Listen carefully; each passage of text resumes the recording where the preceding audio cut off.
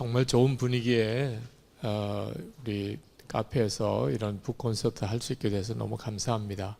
저는 지난 토요일 영국에서 귀국을 했습니다. 동일기를 같이 나누시는 분들은 컬럼에서 제가 영국 여정을 함께 나누었던 부분을 읽으셨을 텐데 정말 이렇게 바쁜 일정일 줄은 생각도 못하고 1년 전에 영국에 있는 좋은 기독교 유적지를 한번 가보는 게 어떻겠냐 그랬을 때 은퇴하고 난 다음에 불러주는 사람도 없고 갈 데도 없고 핸드폰만 보고 있을 거고 뭐 가지요. 뭐 제가 그런 거 아니고는 할 일이 없을 텐데 그러고 그날 그때 약속을 한 것 때문에 혼났어요. 도무지 갈 수 있는 상황이 아닌 상황에서 약속을 했기 때문에 갑시다. 그래서 갔다가 이 일도 하나님이 계획하신 일이라고 생각이 들었어요. 예수님과 동행하는 일이 제 마음 안에만 주님이 주신 마음이 아니었던 것을 11세기부터 영국에 하나님의 사람들을 세우는 곳곳마다 찾아갔을 때 다 동일하게 주님과 살아계신 주님과 동행하는 눈이 뜨인 사람들이 영국 교회 안에 신앙의 순교를 하면서 신앙을 지키고 또 종교개혁, 신앙개혁을 이루고 그리고 하나님의 부흥을 경험한 실제로 우리 한국 교인들은 서구권의 믿음의 사람들에 대해서 설교 중에 예화로 많이 들어본 분들의 거의 대부분이 다 영국 분들이셨어요. 책에서도 많이 보았고 저도 설교에서 여러 번 인용을 했던 분들을 실제로 그분들이 살았던 곳과 또 그분들이 은혜 받았던 부분들 또 그 현장을 해서 가서 보니까 제가 알고 있는 것은 너무 피상적이었던 것이었구나 하는 것을 깨달았고 특히 예수님과 동행하는 것에 대해서 눈이 뜨이고 마음이 간절해진 제게 있어서는 그 부분들만 그렇게 딱 보이더라고요.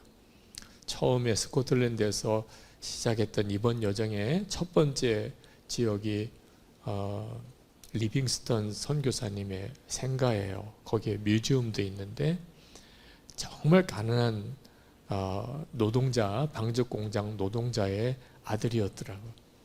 도무지 뭐 아프리카 선교사로 가거나 이렇게 꿈을 꿀 수 없는 분인데 그분이 아프리카 선교사로 가고 그리고 참 위대한 선교사의 삶을 마칠 수 있었던 것은 마태복음 28장 20절에 세상 끝날까지 항상 너희와 함께 있으리라. 그 말씀 때문이었다고 리빙스턴 선교사가 끊임없이 그 고백을 합니다. 당신은 어떻게 이런 일을 할 수 있었습니까? 너희를 고아로 버려두지 않고 너에게 오리라 하신 말씀과 세상 끝날까지 너희와 항상 함께 있으리라는 그 말씀 때문에 자기는 그 일을 할 수 있었다는 거예요. 조지 밀러도 그랬고요. 바로 이어서 리즈 하워즈 목사님 기념관에 그 신학교 웨일즈 신학교에 갔을 때도 그 뉴룸이라고 2차 세계대전을 중보기도로 전쟁을 좌우했다고 알려질 만큼 유명한 그 기도실에 갔을 때도 거기에 있는 성경 구절이 히브리서 13장 8절 예수 그리스도는 어제나 오늘이나 영원토록 동일하시다.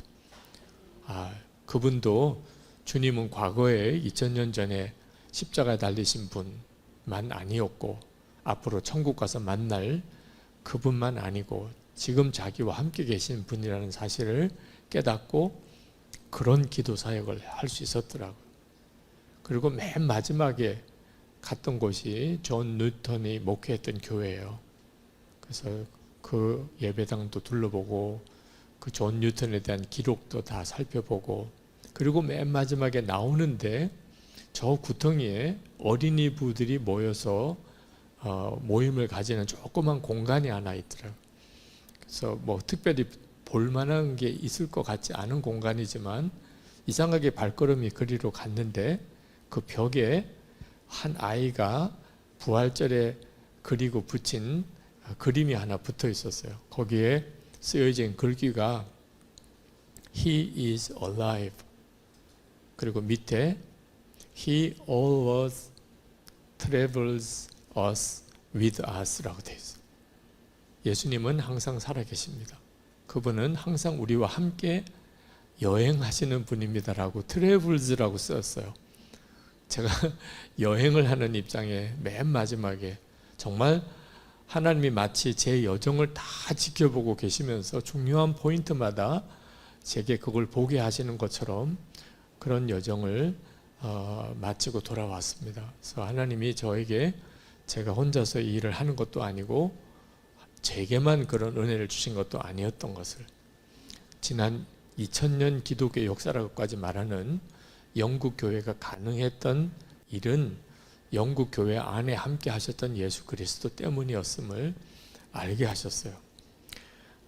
예수 동행일기를 쓰는 것은 예수님과 친밀히 동행하는 삶을 실제로 살아갈 수 있다는 것을 교우들에게 분명하게 경험하게 해드리기 위한 목회적인 방법입니다. 전적으로 목회적인 방법이에요. 예수님은 우리 안에 계시고 우리는 주님과 늘 동행하고 있다는 사실을 설교로는 도무지 교인들을 그렇게 살게 할 수가 없더라고요. 어떻게 하면 도대체 제가 목회하는 교회 교인들이 정말 예수님과 동행하는 그런 삶을 살게 해줄 수 있을까? 그게 정말 쉽지 않았더라고요. 그동안에 우리가 교인들이 예배를 참석하고 있는지 아닌지는 얼마든지 체크할 수 있었어요. 교회 예배 나온지 안 온지만 확인하면 되잖아요. 성경을 읽는지 안 읽는지도 체크할 수 있었어요. 성경 시험 보면 알잖아요. 네. 설교 시간에 성경에 대해서 물어보면 알죠. 대답을 할 수 있는지 없는지. 기도를 하는지 안 하는지도 함께 기도할 수 있고 기도에 참석하는 것을 보고 알 수 있죠. 근데 예수님과 친밀히 동행하고 계신지 안 계신지는 도무지 알 방법이 없었어요. 정말 예수님과 동행하시는지 그렇지 않으신지는. 근데 일기를 통해서, 그리고 일기를 서로 나누는 일을 통하여 예수님과 친밀히 동행하는 것을 확인도 하고 점검도 하고 훈련도 하고 그리고 모범을 보여드리고 할 수 있게 됐어요. 전에는 이런 방법은 공동체 생활을 통해서나 가능할 수 있었던 일이에요. 그래서 함께 일어나는 시간을 정하고 모여서 기도하고 또 모여서 함께 나누고 봉사도 같이 나가고 전도도 하고 저녁에 또 느끼는 것들을 서로 나누고 함께 기도, 이렇게 공동생활을 통하여 주님과 함께하는 삶을 훈련할 수 있었는데 이제는 공동생활을 전 교인이 다 할 수가 없잖아요. 하나님이 인터넷이라는 것을 엄청나게 개발시켜 놓으시고 인터넷을 이용하여 교인들이 서로 예수님과 동행하는 삶을 살 수 있도록 격려하고 도울 수 있는 방법을 가르쳐 준 거죠. 그래서 선한목적교회에서 실제로 그 훈련을 교인들에게 시키면서 사람이 바뀐다, 교회가 바뀐다는 것을 알게 되었습니다. 그렇게 성경은 주님이 우리를 바꾸신다고 말씀하셨는데 실제로 제 경험은 그렇지 못했어요.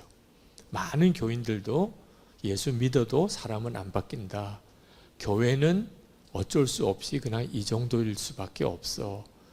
그 깊은 좌절감과 절망감이 우리를 이렇게 짓누르고 있었던데 주님을 생각하고 항상 주님을 바라보고 살게 하면서 사람 바뀐다, 교회가 달라진다는 것을 경험을 한 거죠. 그래서 이것은 제가 목회하는 현장에서만 나눌 문제가 아니라는 걸 알게 되었고, 그래서 예수 동행 운동을 하게 되고 5년 일찍 은퇴를 하고 예수 동행 운동에 본격적으로 나서게 된 겁니다.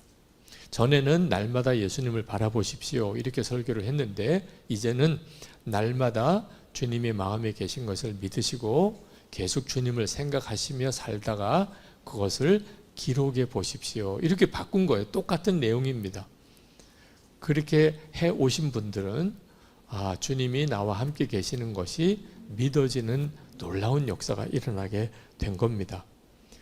그런데 중요한 것은 이렇게 예수님과 동행하는 일은 한 개인의 자기 개인 영성이 아니고 공동체 영성이었다는 겁니다.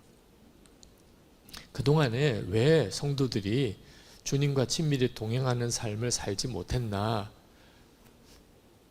한마디로 이야기하면 자기 주변에 그런 사람들이 거의 없었기 때문에, 예수님과 동행하는 사람이 자기 주변에 많다면 아마 자연스럽게 예수 믿고 예수님과 동행하는 삶을 살았을 거예요. 근데 예수를 처음 믿을 때부터 예수 믿는 것은 교회 다니는 거다, 그렇게만 생각이 드는 겁니다. 교회 다니는 것 이상으로 다른 게 별로 없었어요. 그러니까 자기도 교회 다니는 것이 예수 믿는 건가 보다, 그렇게 생각을 한 거죠. 거의 종교 생활을 하는 거죠. 이유는 실제로 예수님과 친밀히 동행하는 삶은 지극히 개인적인 일이라고 생각했고, 그런 사람들은 다른 교인들과 거의 접촉이 없는, 예를 들어서 수도원에 들어가 계시거나 또는 깊이 그런 어떤 영적인 삶을 추구하는 그런 사람들이었습니다. 제가 처음에 예수님과 친밀히 동행하는 일을 위하여 일기를 써보라고 이렇게 외치며 나왔을 때 어떤 분이 저에게 그런 충고를 하셨어요. 문자로 저에게, 그런 쓸데없는 일 하지 마세요. 목사님이나 기도원에 골방에 들어가 주님과 동행하시기 바랍니다. 그렇게 생각들을 했어요.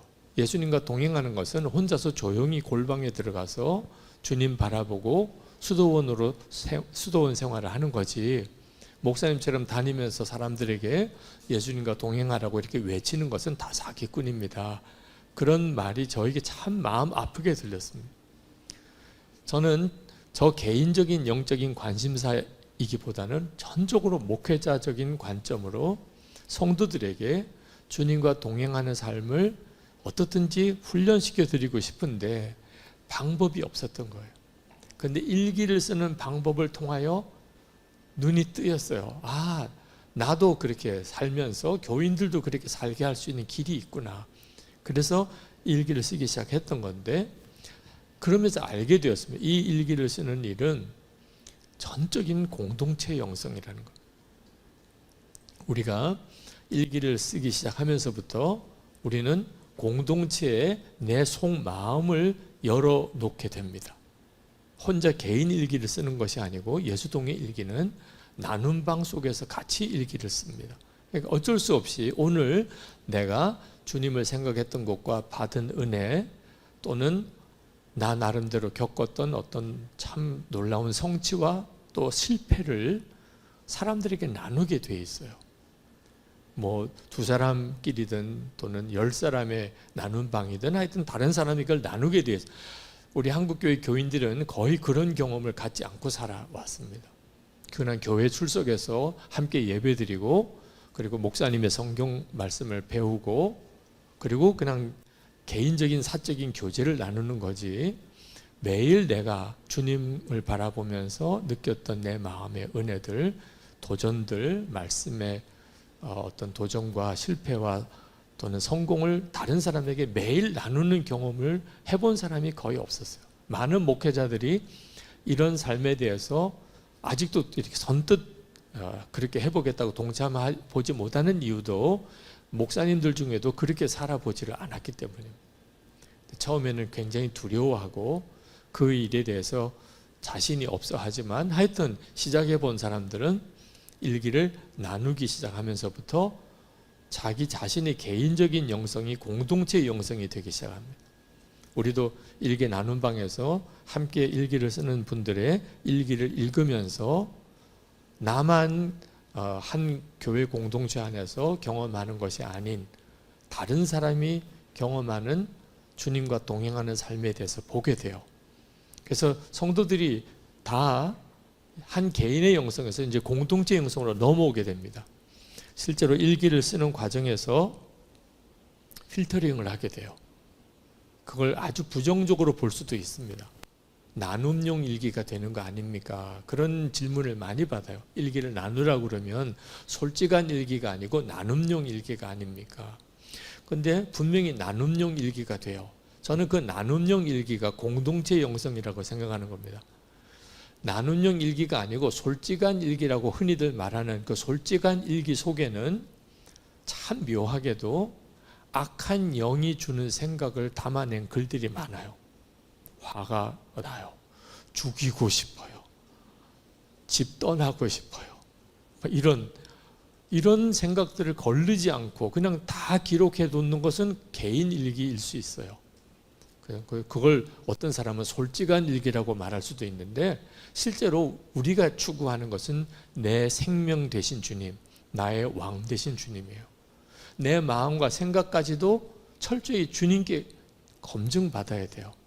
내가 이런 생각을 해도 좋은가? 이런 마음을 가져도 되나? 왜? 내 마음의 주님은 예수님이시니까. 그러니까 일기를 쓰는 과정에서 다 그 경험을 하게 되는 거예요.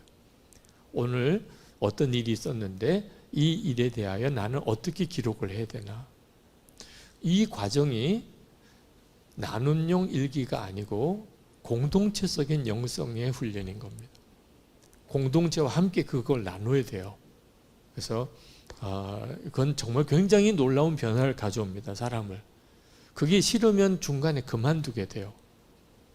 나는 이런 식으로는 쓰고 싶지 않아. 내 생각을 그냥 가지고 싶어. 그런 사람은 사실 더 이상 하기 어렵죠. 근데 그 일이 귀하게 여겨지는 사람은, 저는 사실 지난 14년 동안 일기를 통하여 저 자신의 변화를 그렇게 경험을 했습니다.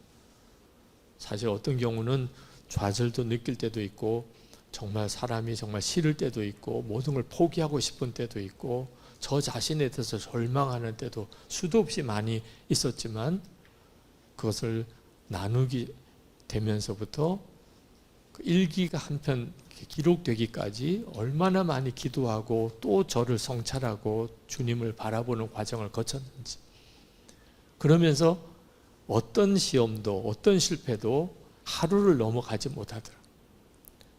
일기를 쓰는 과정에서 다시 일어났어요. 다시 주님이 반드시 세워주셨어요. 제가 가져야 될 생각, 제가 품어야 될 마음이 무엇인지를 알게 하셨거든요. 근데 대부분 동일기를 꾸준히 쓰시는 분들은 이런 변화를 경험하세요. 그래서 사람이 바뀌어요. 예수를 진짜 믿으면 사람은 바뀐다. 그걸 부부가 알기 시작해요. 당신 요즘 일기 쓰면서 많이 달라졌어. 이런 표현을 들어요. 엄마 요즘 많이 달라진 것 같아. 자녀들이 그런 말을 해요. 내가 나를 어떻게 변화시키려고 한 게 아니고 주님을 계속 바라보는 일기를 써가기 시작하니까 그렇게 바뀌기 시작한 거죠. 공동체를 섬기고 같이 사는 일은 굉장히 어려워요. 여러분 중에 아마 대부분 성실하신 분들이실 거라고 생각합니다. 그런 분들은 공동체 생활이 쉽지 않아요. 왜냐하면 주로 막가파들과 함께 살아야 되니까. 좋은 사람들끼리만 살게 하나님이 허락하시지 않았어요. 왜? 좋은 사람이 워낙 적어요. 좋은 사람들끼리만 살면 나쁜 사람들끼리만 또 계속 살아야 되니까 하나님이 다 뒤섞어 놓으세요. 그래서 좋은 사람 한 사람이 그렇지 못한 사람 여러 명이 같이 엉겨 붙어 있게 돼요. 그래서 지긋지긋해. 가정도 지긋지긋할 때가 많고 교회도 지긋지긋하고 하여튼 좀 좋은 사람들끼리만 나 좀 모여 살고 싶어.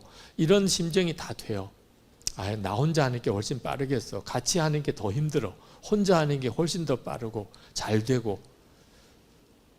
근데 그건 몰라서 하는 거예요. 그 지긋지긋하고 문제가 많은 것 같은 그 사람들과 함께 공동체를 이루면서 하나님이 우리를 뒤집으세요. 그러니까 한 개인의 영성의 영광과 공동체의 영광이 엄청 달라요. 한 사람이 주님의 임재를 경험하고 눈이 뜨이는 것은 개인적인 회심이고 본인에게는 말할 수 없이 놀라운 일이죠. 그런 사람을 주변에서 지켜보는 것도 참 행복한 일이에요. 근데 한 공동체가 다 함께 주님이 함께 계심을 믿고 주님의 임재를 경험하게 될 때 그걸 부흥이라고 말하는 거예요.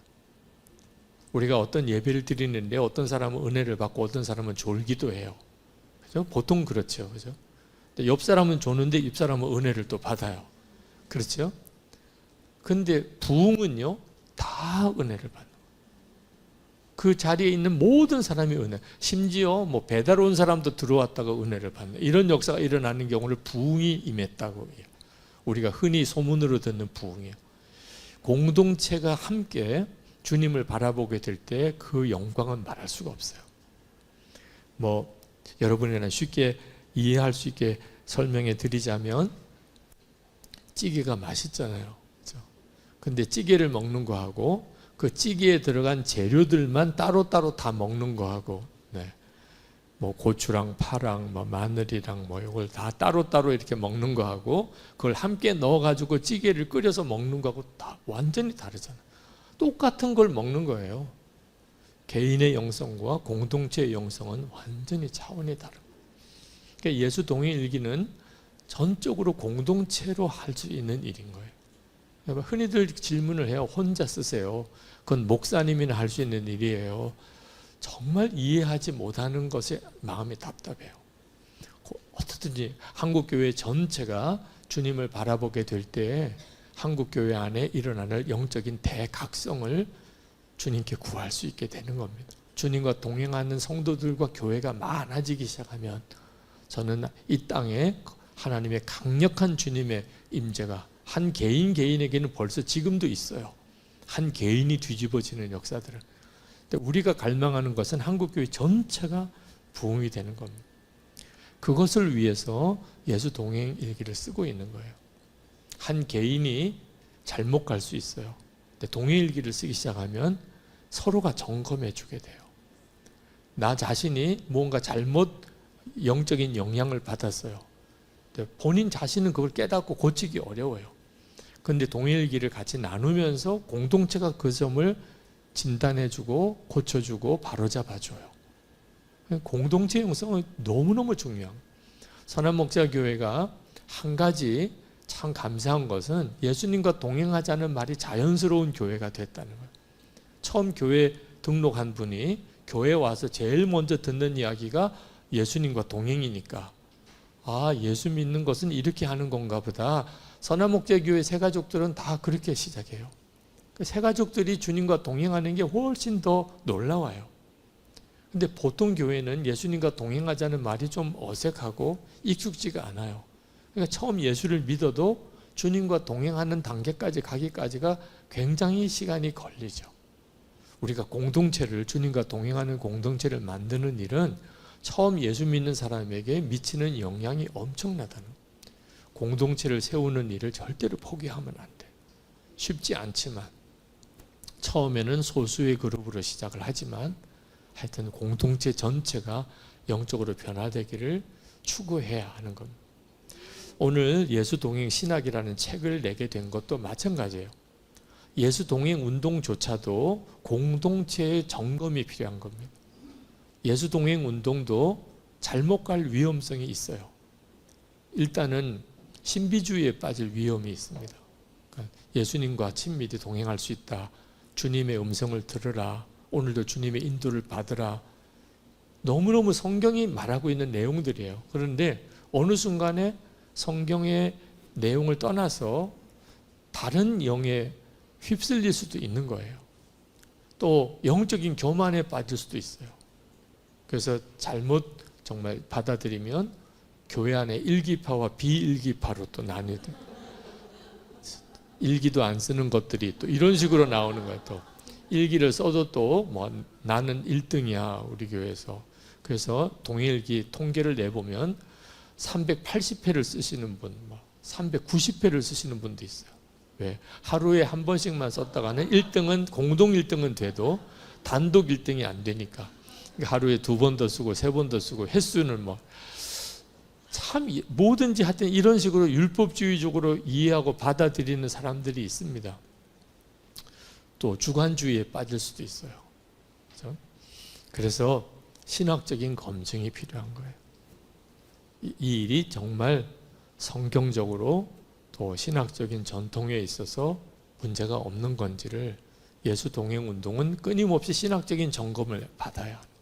한국교회 전체에 우리가 하고 있는 이 주님과 동행하려고 하는 일이 건강한 것인지 모든 교회가 다 함께 할 수 있는 것인지를 검증받는 작업을 그래서 시작을 한 겁니다.